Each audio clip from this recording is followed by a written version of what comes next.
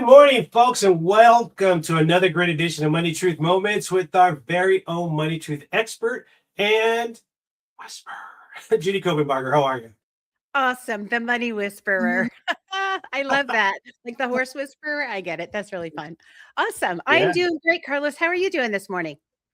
I'm doing fantastic. It's a beautiful sunny day, and I always look forward to our Tuesday show because I get to learn. I'm back to school, like a lot of our audience is sitting in here, right? So, folks, if you are just joining us for the first time, welcome. Make sure that you are following Judy at judycopenbarger.today. During the month of April, we've been talking a lot about finances and taxes, the good, the bad. I'm sure we've touched on some of the ugly, but in today's episode, we're going to talk about refund or owe, what it really says about your cash flow. And that's another important topic. So if you are just joining us and you are a regular as well, please make sure you share out the stream so folks can benefit from this. So what do you say we get started, Judy? Let's do it. I'm ready. So let me ask you, so why do people celebrate refunds and panic when they owe, right? It's like this either or, even though both outcomes just basically simplify or reflect money flow. Well, we're human. So money comes in, we feel good. Money goes out, we don't feel good. So it might be evidence that maybe we're not saving enough. And that's like a forced savings when a refund shows up. I think more than that is probably the influence of the industry, and I mean the tax industry. So the people that talk to you about taxes are going to be your enrolled agents, your CPAs, your tax attorneys, people that are in that industry. So if you have somebody on the other side of the table in a transaction, like your tax preparer, you pay them to do your tax returns. They're going to really want you to like them and hire them again next year. And one way for you to have a really good dopamine hit to feel really good about working with them is to give you a refund.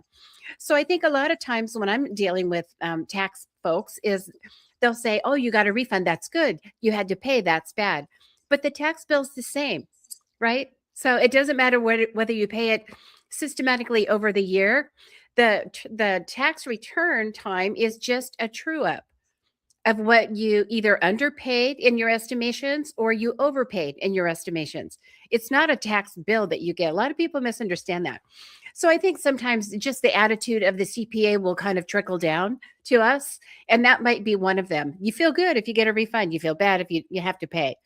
But it's all the same money. The dollars is going to be the same line item, right? Same number. Make sense? So, it actually leads me to a follow-up question with you, and is, why do people treat tax refunds like like you won the lottery, like it's a financial win, right? Well, so for some people, it's rare to have cash in your pocket that actually jingles. It's like, oh, I got money once a year. Woo, I got money, right? So, and that might be it. It for people that, it's always a bottleneck. They're in a skinny financial time of life where it's just tight. And that's a lot of folks, coming out of COVID and with the economy that we had last administration, we had a lot of that. So I think as we recover, it'll make a big difference. But if people don't have a habit of having good savings or have enough where they feel like they can be saving, which I think is not a truism. I think everybody can save something. It's just the habit and the discipline of, and the maybe motivation to do that. But for some people, cash in the pocket is rare. And that would definitely give you that financial woo, when you get a few $1,000s all at once that might really make a difference for people.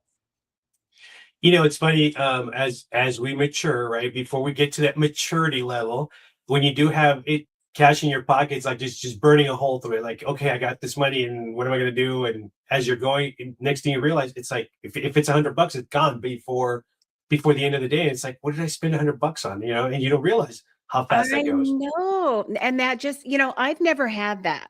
And maybe I'm just unusual or extraordinary or, weird. But I've never had that. But I know it's a real thing for a lot of people. I have it, I got to spend it. Even as a kid, though, I was always a stasher, not a spender. And I always had money. But I wasn't going to let something happen. And maybe it was attitudes of my parents. I don't even remember where it came from, but I always was going to be ready. If I wanted something or needed something or somebody else did, I was going to have it. So I haven't really had that burning a hole in my pocket thing, like I really don't like spending money. I prefer to give it away or use it. But I don't really like to spend it and have it like go away. So I think you just came up with a great word for a new hashtag that we just, I think, are going to launch on this show, and it's the hashtag stasher. I love that. yeah. You know what I mean? Yeah, Well, as because a little girl, I always, I had little boxes I would put money in. I remember putting money up my doll's dresses to hide it. I even had places outside in the yard, in trees, and on there was a fence that we'd hop over and run over to the store, like the stop and go store, like 7-Eleven. I always had money outside hidden, and I'd bury it in little buckets. I mean, I just always was a stasher. So I like that. If I can help people have more savings or have more cash reserves available, if that's a struggle for them, we could call them stashers. That's okay. remember, folks, it's stashers, not to be confused with slashers. Okay, it's a That's big right. difference. Very different. Very Uh, different.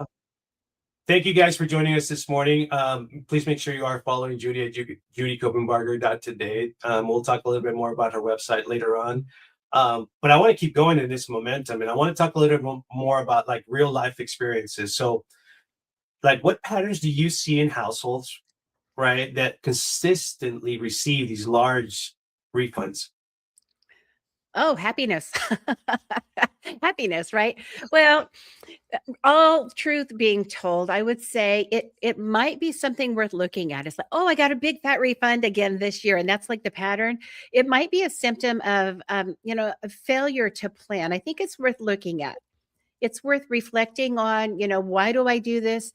Is it that I can't save on my own, or is it just I just like it when money shows up, right? But I think, if we're talking about the soft side of tax returns and how we feel about it, what we think about it, kind of that emotional, side of all of this, which is our topic today, I think it's worth considering, if I feel really happy about it or really upset about it, what's at the core of that? Where does that come from?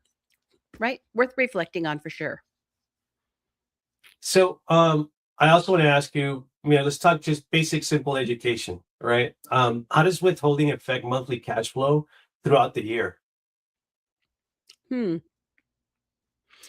And maybe you have Well, some examples. That would be great too, I do. I do. It really, I think it's about regulating your spending plan, right? So if you're withholding regularly every time, like this is going to be someone who gets a paycheck. If you withhold the right amount, then you know what your paycheck is, you know what you can spend every month. For some people, they need that steady, systematic savings. It might be that there is a consistency in your line item for taxes that really makes you feel good. But here's one thing, this is probably I'm right in the middle of this right now. So it's tax time. I've been working for the last few months with this company, and there's some partners in the company. And they put money in retirement and did that whole big thing. But this is the first time, the first year in their company, pretty new, right? Startup, but it's a big deal. It's the first time that they have to pay by the 15th, which is right now, April 15th, a quarterly tax for 2026, which we've already had that quarter. So now they have tax due for 2025, all the whole year, and they have tax due for 2026. An estimated tax payment is due. And IRS says, here's how much you have to pay. So a lot of people are surprised by that if they start a business or if they go to commissions after having been always on a paycheck system, a W-2 system. What you need to know, and I don't know how you would know this unless you have life experience or if you're in the business, right? If you understand finance or studied it for some reason. But when you have um, income that does not have withholding attached to it. Like every time you get a paycheck, they send money to the state. If you have state tax, they send money to the feds and all those other things that are missing. That comes out at payroll. But if you don't have a payroll, there's no payroll deduction. So you're going to have to pay tax at the end of the year. But IRS is a pay as you go system. They don't want to wait a whole year. That's why when you get a paycheck, the money gets sucked out right away. If you don't get a paycheck, more than 10% of the money that you owe doesn't come from withholding, which is a very, very low amount, then you have to pay tax not at the end of the year, but at the end of every quarter. And people are surprised to know that. So it's like some people, the first year they get hit with that double tax that's due in April. It's like, well, where's that supposed to come from? right? I Right. barely made money in my business yet. It's only been a quarter and I have expenses. So if you don't know that's coming, that's something really to understand. Quarterly taxes rather than annual taxes if you don't have withholding, and annual taxes if you do have withholding, but you're paying every time you get paid. So big distinction. Um, it's just really good to know. But that's the IRS rules. I didn't make up the rules. But definitely, if you just have the mindset it's pay as you go, you better be doing that, even if nobody's looking over your shoulder. The quarterly taxes come just like an annual tax with penalty and interest on the penalty if you don't pay enough. And so you want to not miss those deadlines and be aware that those are there. Make sense? It absolutely does. Yeah. For some, and I'm going to give you a quick follow-up question. So for somebody that's not that financial, what's the word I'm looking for? Keeps their finances in order, right? If you're Mhm. in a business and all of that. What would you say to that person right now that's just scrambling? It's the 11th hour, April 15th is here tomorrow. What's one way that they can change their mindset and change things around? Well, feel the pain. Sometimes we don't change until there's a big enough payoff to make a change, and the payoff might be avoiding the pain or feeling peace instead of stress and upset. And now, where am I going to find the money? And what groceries do I have to not get because now I have this tax bill, or I got to borrow the money, whatever it is, credit cards. So, if that's stressful enough, then the payoff would be to avoid that next year and start planning now for next year. And sometimes when you know better, you do better. I think most of the time, we try to learn from our experiences and mistakes. I would prefer to have people listen to this kind of a program and learn from other people's mistakes, or just take the advice, before you make your own mistake. But yeah, I think that can really make a difference. And I think also that's very important what you just said too, is that folks, if you are joining us today, please make sure you share out the stream. That's the value of this show, that this is where you're going to learn what people go through so you can avoid it. So it'd be great for you to share this out, because at the end of the day, Judy's giving you guys tools to be able to utilize this so you don't fall in these potholes, or in these different scenarios where you could have avoided it had you just taken about 15 minutes or so to listen to some great advice. But I don't want to preach. I want to keep going because I got a lot of questions still to cover. So I want to ask you, how should someone decide whether their withholding strategy is actually working for them? Hmm. Well, I think you got to take a really good, honest look. Just really look at what you're thinking, what you're feeling. Am I upset? Do I have fear? Do I have concern? Is it glee? What happens when you get a refund or you have to pay? Why do I feel this way?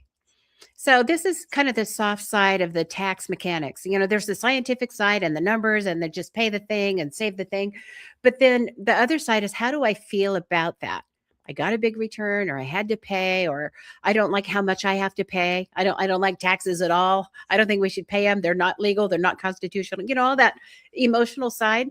That's kind of our focus today. But if we can take cortisol out of any production of cortisol out of any area of life, and financial is one of those aspects of life that just really kind of gets you. It's worth looking at these things and say, well, why do I feel that way? How can I feel a different way and lower the cortisol and just get more mental space to go do life, in a bigger, better way? That's what I'm really hoping for people that get hung up on this stuff. Like, I get hung up on things like technology.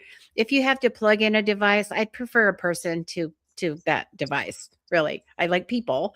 I don't understand deeply at all software and hardware and devices and plug-in things. I like people. And so for me, I get a little, anxiety when I have to deal with technology stuff. But I'll tell you that AI, I mean, the more I learn about it, it is pretty cool.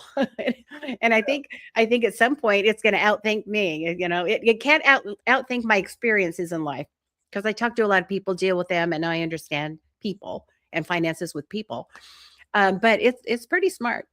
So anyway, that was just a long way to say, the soft side of the whole taxes, the tax returns, the cash flows, the reserves that are associated with that, I think it's worth really reflecting on, learning from, and then always, as humans, wanting to do more, better, different next time, next year, planning ahead. That's my goal here, to help people do that. That's awesome. I want to see if we can squeeze in one last question before we get to the end of the show, and is why do people emotionally tie their self-worth, right, or financial confidence to basically tax outcomes? Well, we're people. What we think and how we feel reflects our values, our experiences, our thoughts, our reflections of the past, our hopes for the future, all of that. We're emotional people. And so, how could you not tie it to an outcome of cash flow, money coming in or money going out, or what I have to pay or why or how much or any of that? Why would it not? And whether or not, some of us share our emotions a little more. Kind of live on our sleeve. What is that on your sleeve? You show your emotions on your sleeve, whatever that is. Other people are a little bit more, uh, button up their vest and they just kind of keep it to themselves. We're all on a spectrum that way. But we all do have feelings and thoughts about all of this. So I think it's worth looking at. If it's not something that you're comfortable with, if you're kind of a close your vest kind of a person, this is probably a good conversation. Maybe not comfortable, but probably a good conversation to help you kind of reflect on your own in your own little closet, right? For those of you that are like, wow, it's like, here's what I'm thinking. Here's what I'm thinking. That's me, right? I think it's going to be a very comfortable conversation, but definitely one worth having. Excellent. And folks, it is the end of the show, and you know what that means.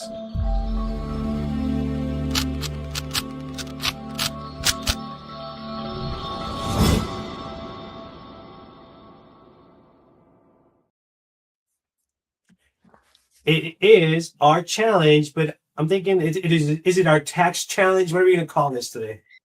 Well, I wouldn't call it a tax challenge. It's a tax reflection challenge. Like And that.